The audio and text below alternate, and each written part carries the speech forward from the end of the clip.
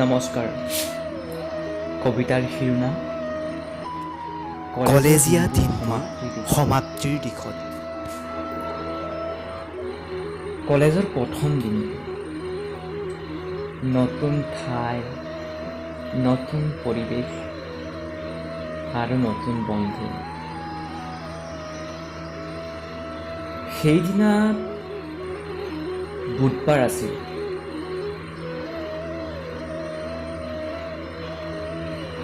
নতুন বন্ধুৰ লগত বাৰ্তালাপ কৰি আপোন পাহৰা হৈ পৰিছিলোঁ মই।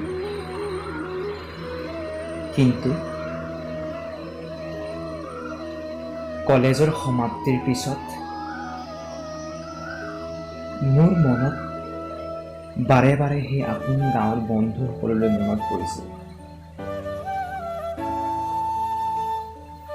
সময়ৰ লগত প্ৰত্যেকজন বন্ধুৰ লগত মিলি যাবলৈ চেষ্টা কৰিছিলোঁ।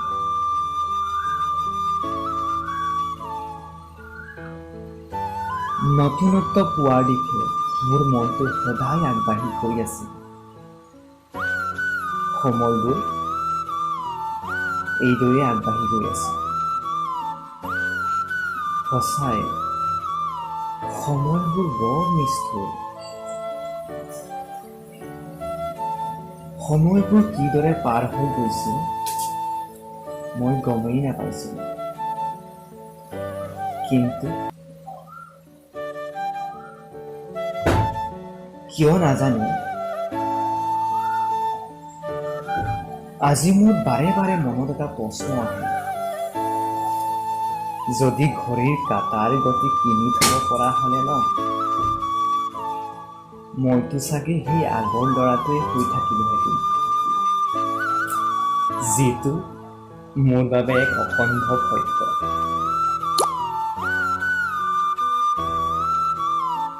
আজি মই 6th চেমৰ এজন ছাত্ৰ, কিন্তু দেশৰ এই পৰিস্থিতিত আমাৰ সেই 6th চেমটো যেন নাইকিয়া হৈ পৰিব আৰু আগমন ঘটিল কলেজৰ সমাপ্তি।